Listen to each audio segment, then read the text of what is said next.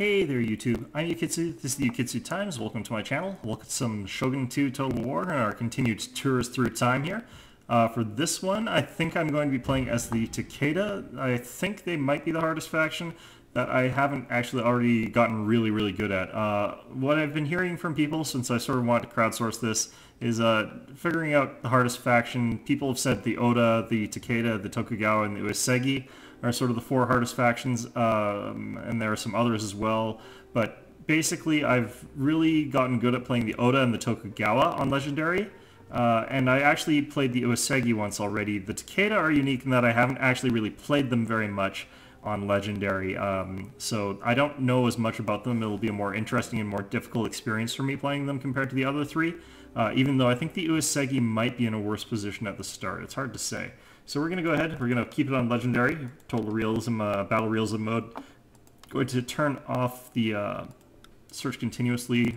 We're going to keep on that, Advisor Help None. And yeah, let's get this started. 1545. This is Sengoku Jidai, the age of the country at war.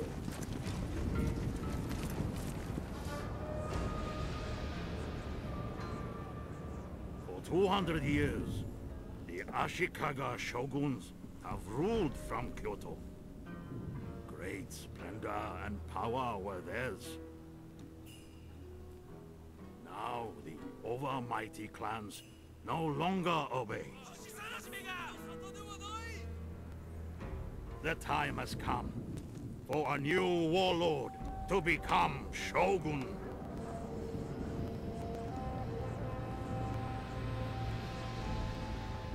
But who will be victorious? Takeda lands have always provided for our people. Our enemies are many and envious. They threaten our borders and look for any weakness. To be Takeda is to be born in the saddle. We are master horsemen. Our cavalry astound all. Let others march. We ride. We fly.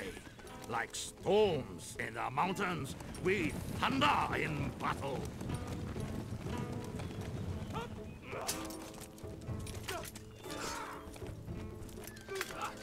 Bishamonten, the war god, has woken. Now is the time to defeat our enemies. All will bow to the Takeda clan. We wait no longer. Destiny calls. Okay, so that's the opening video. It's pretty much the same for every single faction. The only difference is that little bit at the end where they talk about the units. I'm going to get rid of this. Okay, so our mission, we have to defeat that army. We'll get Dreaded Force, which reduces morale of all of our enemy units here. So at the start, we start off in Kai with our general and daimyo Takeda Shingen and his brother Takeda Nobushige. Now, I know a little bit about Takeda Shingen. He was known as the Tiger of Kai. He's a famous general from the war. So he was famous adversaries with Uesegi Kenshin, who's up in Echigo. So we're probably going to end up at war with them since the AI, or the game is programmed to sort of force us into war with one another. Very hard to maintain an alliance with him. So we're going to start off by spending some money here. Go ahead and do that. I'm going to move these guys. We're going to move Takeda Shingen over here. And we're going to attack this army of the Murakami with our army from Takeda Nobushige and Takeda Shingen. Now the reason that I don't just stack them together is that Takeda Shingen doesn't really get experience points if he's in a separate army stack, whereas if I attack like this and he's a reinforcing general, he'll receive more experience points. So let's go ahead and attack. Okay, so if we look at our forces, our opponent has these Yari cavalry. They're going to be really scary in this battle. He's got a little bit more Yaris than I do. My advantage is that I've got two generals, which provide a better morale boost. So we'll have to see which of those winds up being the bigger advantage. In my personal opinion, having an extra unit of Yari Ashigaru is by far the better bonus. Okay, so here we are on the battlefield. Weather conditions are dry, we'll go ahead and take those. Here's our general's little pre-battle speech. They're pretty repetitive.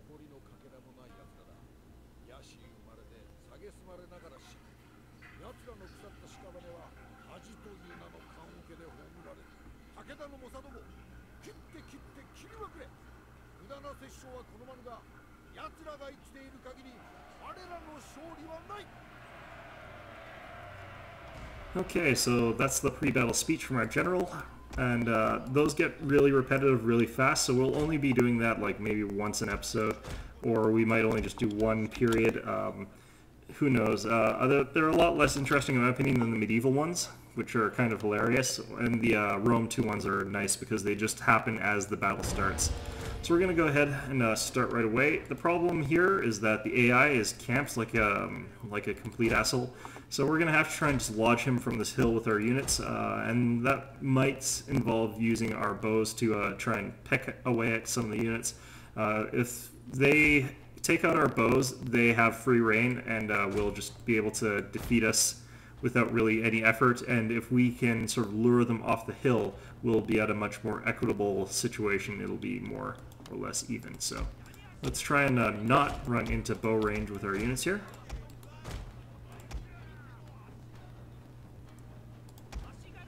Okay, and I just want to barely get these Yari Ashigaru in my line of sight and line of fire. So hopefully either we'll get free shots off against them, or we'll force them to send some units down off that hill. Or we might end up in a general shooting match. Looks like they're sending... This is what they usually do, is they'll usually send a unit to try and get my guys down off there.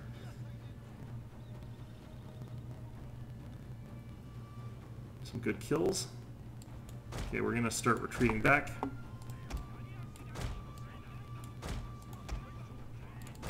Let's get Takeda Shingen away from there.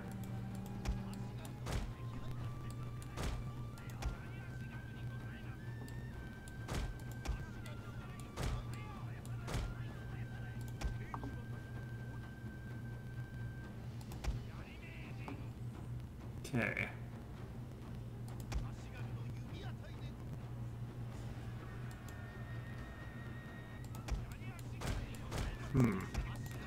They've decided this is a bad idea, so they're heading off.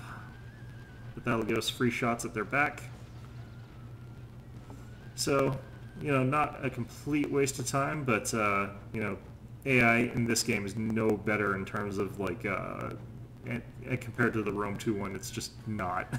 Afraid to say it for all the people who think that the Rome 2 AI is the worst that's ever been made. It's about the same. Okay, let's get these guys back here.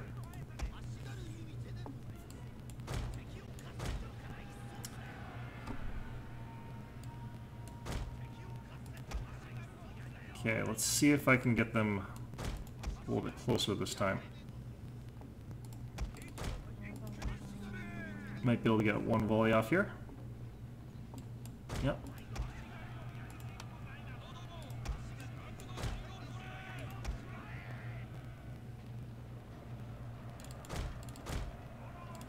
Okay. And that is that.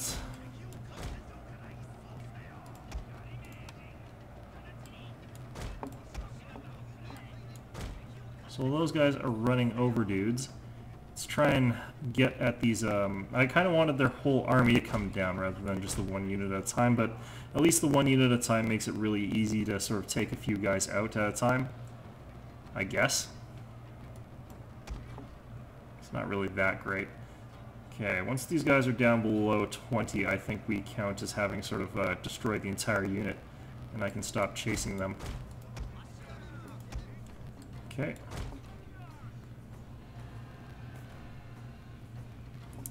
Now, what I want to do here is try and get a good quick charge off against these guys, so let's go ahead and do that.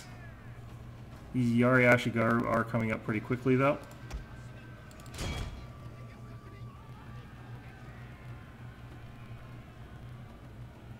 Nope. Not going to make it in time. Gonna have to move these Yari Sams back and away. But we are getting some good shots against these Yari Ashigaru. It looks like we might be able to lure down another unit. Oh, what the hell? No! Run, you sons of bitches!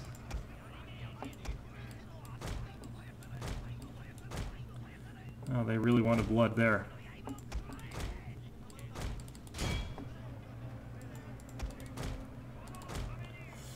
Okay.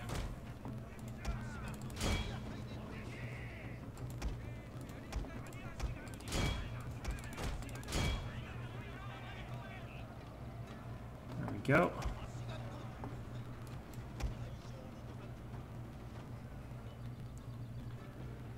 Trying to take out some of these Bow Ashigaru. Let's get back out of there though.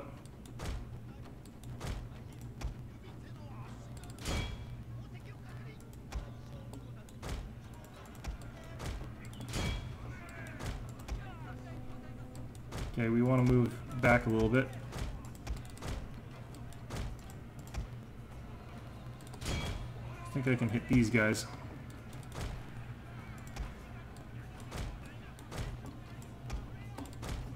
Again.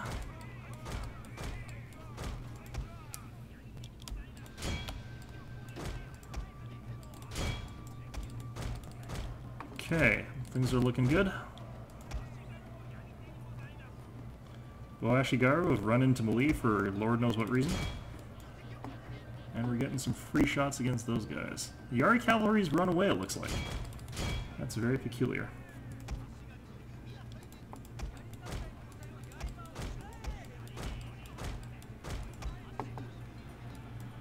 Oh, crap.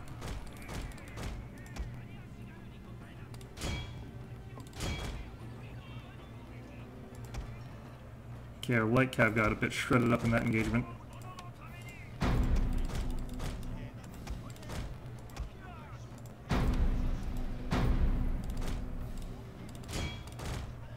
Let's dismount this general here. Or not. Well, whatever. Okay, and that's their samurai off the field as well. So I think we've done everything we can here. And they should have just a little bit of units left over, so that'll be good. Okay, so decisive victory. They've still got about 94 troops left, so yeah, they're retreating back that way. We've now got dreaded force, which means these guys will run even faster. They have got their high quality troops left though, which is not so much a problem as it is an inconvenience. Let's get Takeda Shingen up here. Get him a little bit more experience, suck up. As you can see, our main general here gets 10 experience points, which means 2 battles is enough to level him, whereas Takeda Shingen only got 3. So that's not a very great way to get levels, but it's better than nothing. Now this guy's got some decent skills to start off though. Bloodthirsty, he already instills fear. He's lucky, so he's less likely to be assassinated. Takeda Nobushige, on the other hand, he doesn't really have anything, so we're going to go ahead, run these guys forward, and mow these enemy units down pretty easily.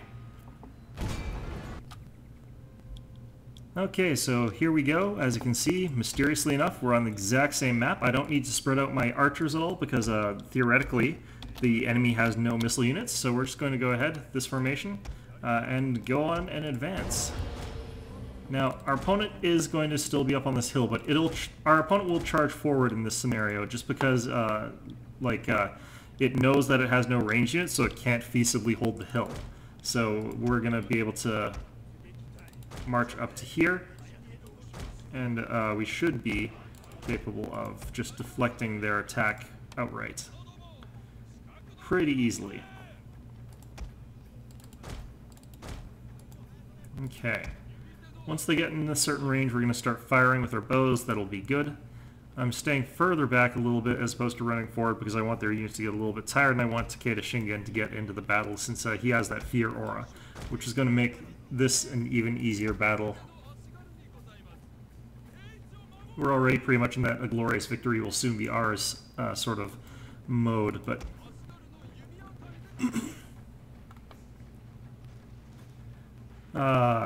shooting at Yari Samurai with bow Ashigaru is just like one of the most futile things in existence.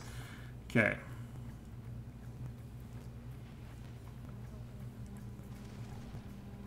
You can just like see, basically Yari Samurai have tremendous defensive abilities and tremendous armor, but they're not strictly speaking all that good otherwise.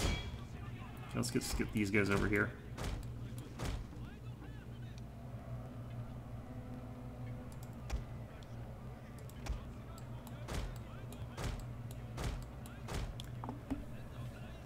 Move our spear wall to go deal with their nonsense. Their general's down. Easy enough.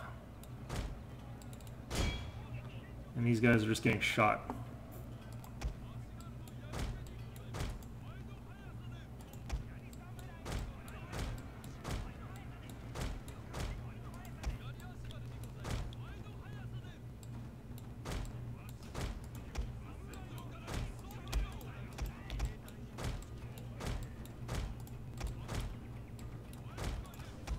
So as you can see, the spear wall is just like the pike wall.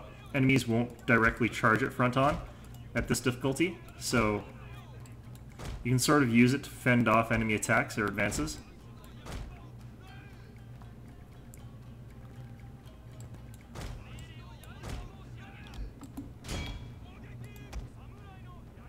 There we go. And yeah, it's just them dancing around in circles now while getting shot at, because they can't advance into a pike wall.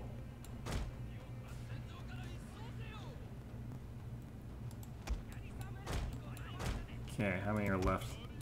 This is actually probably not the most efficient way of doing this in terms of time spent, but it is kind of hilarious.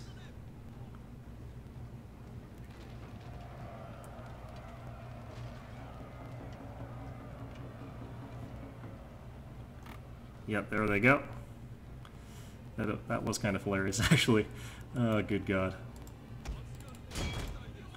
Okay, well, they're running. I think I automatically catch up to them and kill them all, so... Okay, so here we are on the battlefield. I've got my general up to 2 stars now. Alright, so that means we can go ahead and upgrade his abilities. Let's go hire a retainer. What's he got? He's got +1 command 1 besieged. That doesn't sound very useful. And +1 melee attack for the general, and it's a dog. Dogs are awesome. Okay, so let's go ahead and pick that. Take 2 points in strategist, since we want to be able to move as far as we possibly can, especially this turn. And we're going to start heading towards their fortress up here. Let's take a look. They've got 4 units there. We're going to take Takeda Shingen and let him go back to the castle over here.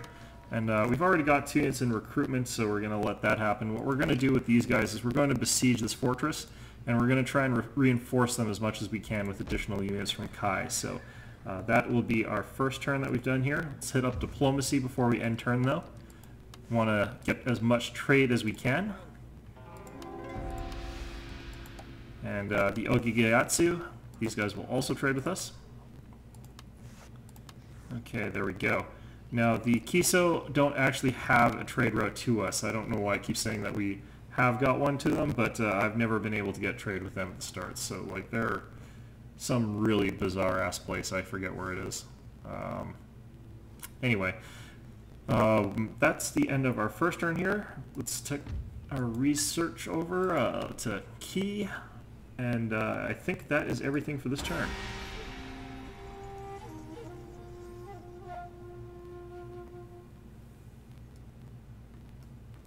So not much done on the first turn, but 2 battles already, so A lot of fights happen, especially in the early game in Shogun 2, and then you get those long lulls where all you do is chase down small, like, two-man stacks.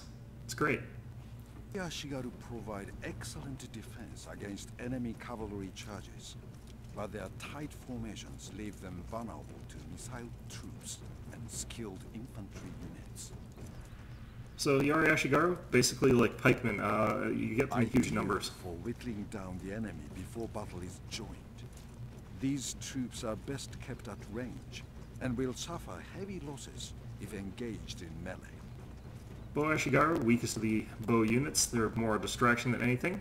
This is a mission that they want us to do, but form is all hell like down here, which is awful. I don't really want to have to research that far just to get a unit of bow cavalry. So we're going to go ahead and ignore that. What we're not going to ignore is our new units that we've got recruited, and we're going to send them all the way up here. And we're going to besiege North Shinano with Takeda Nobushige. And obviously we can't actually attack this yet. They've got simply too many forces. What they will try to do is sally forth and attack me, but it won't be enough to stop me from taking their fortress. So we're going to go ahead and not worry about that. We're going to change our Nobushige into a commissioner for development as soon as possible. And that will reduce the cost a little bit of all these buildings that we want to build here. And we're going to also start recruiting more troops. And we're going to show you something that's slightly abusive on the diplomacy chart that we can do here. So let's go talk to the Imagawa. Let's offer them military access for 10 turns. And demand a payment. And that's another 1,500 bucks right off the bat. No problems, no questions asked. And we can go to the Ogigiyatsu, who are about to get wiped off the face of the planet. Offer them 20 turns worth. Demand a payment of 2,500. And that's... Must have spent their money on something else this turn. That's peculiar for them. Or wait, did I have to give them... Oh, I hit the wrong one.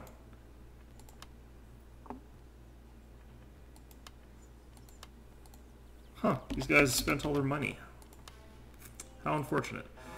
Anyway, making some easy money here. The Hojo won't ever do that with us, and the Kiso don't have a path to do it. Now, the reason that this, I think, is less abusive than it looks is that those come with specific types of treaties and agreements, non-aggression pacts. So while that's active, I can't actually attack them without losing honor. So it's less good than it looks, actually.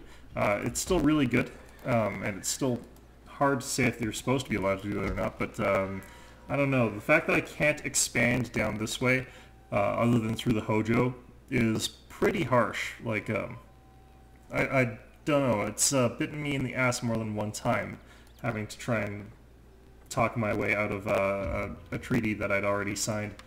So think of it as getting paid for a non-aggression pact, and it's a one-sided non-aggression pact. In this, they're still allowed to attack me without any real penalty. So it's just the way of things. I don't really know about it. I don't really question it. It's just something that I know is in the game. So anyway, if we look at our total income, it's dropping because our army is getting more and more expensive. It'll be getting more expensive next turn as well. Our trade is staying relatively the same.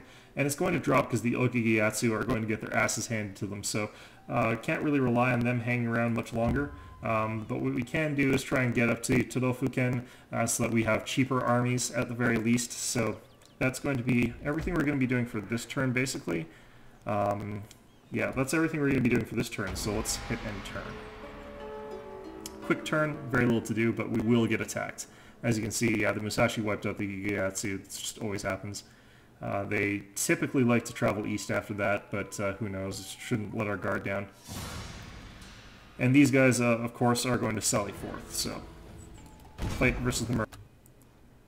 Okay, so for this particular battle, what I want to be doing is heading up to these forests over here on this hill and hiding out, basically. So we're going to get all our units grouped together. Let's not get our cavalry in there. And we're going to camp on top of this hill, just like the AI camps on hills. Hills are a huge advantage. They got nerfed in Rome, too, which is good, because hill camping is just one of those things that's really annoying, but I'll take advantage of it, like, if it's against the AI. Like, I don't feel bad about abusing that, because the AI has infinite patience. It's willing to do whatever, and it's not like it can get frustrated by cheat tactics. And it uses them against me, like, 100% of the time. Like, some players online might be polite enough not to hill camp me, but not the AI. The AI is just like, ah, I'm a troll.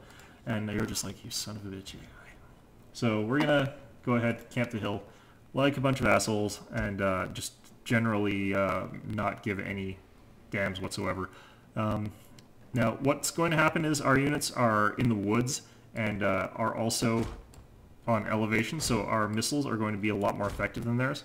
And we're just basically going to be firing sort of that plunging shot down at them for quite some time now, until their ranks break and we can kill them all in melee fairly easily. So let's just get these guys into spear wall formation. Now, our general we can put over here, and our light cav we can sort of have ready to swoop around the back ranks and maybe hit something in the rear, and maybe cause some pandemonium and kill the archers maybe, I don't know. We'll have to see how things go. Okay, so battle's been joined. Firing a few shots with our little bow Ashigaru, and we're taking some shots as well, but we're firing at their samurai retainers, who are, I think, a higher priority. Let's actually aim at those archers, though, since I think we should be able to... Yeah, we're getting shredded by those bows for some reason as well. Cheaty AI, I think.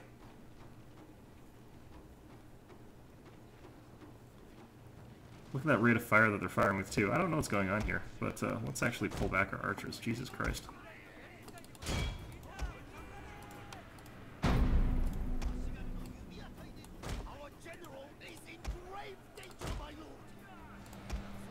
Okay. Let's get these spear walls down here.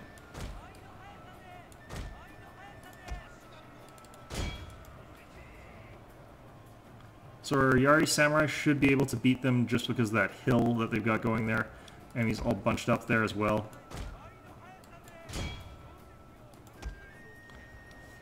Our light cav should be able to beat their general, but don't want to have to find out. Oh god, what's going on here?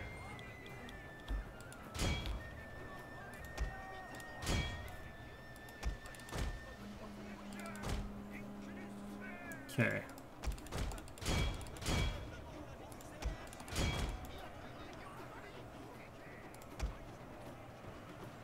Looks like our troops' morale is all really high, so we're not going to worry about rallying or anything like that. Let's dismount our general. I want to be able to use him in melee combat, potentially. As you can see, like, thanks to that bonus versus cavalry that light cavalry get, they're just very good at taking out general units. For their cost, anyway.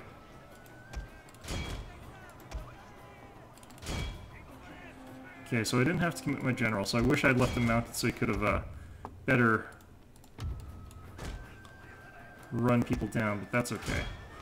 Okay, so we're going to selectively kill mostly bow Ashigaru here, because what we want to be able to do is just get rid of all their bow Ashigaru, so that when we assault their fortress, we don't have to worry about them. Okay. And not having any bow Ashigaru on the enemy side makes it a lot easier to just sort of siege out a fortress, the sort of classical, you sit around there with a whole bunch of missiles until eventually all of them die sort of way. Okay, so those Yari Ashigaru I don't think we're going to be able to catch very effectively, but once we've got these guys down to like 10 men, we should be fine to switch targets. They're kind of all over the place though, so it's hard for our light cavalry to sort of run them down effectively, it looks like. Only need to kill about 10 more and I'll be satisfied that we've got enough of them.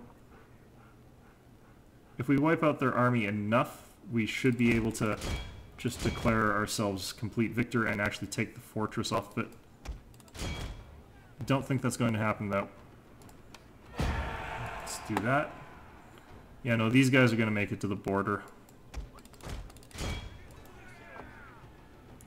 Once they get to that line, they get to call base and they're invincible, so...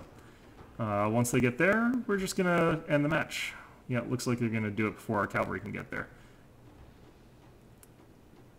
They called base. Okay. And that is going to be that. So let's quit battle.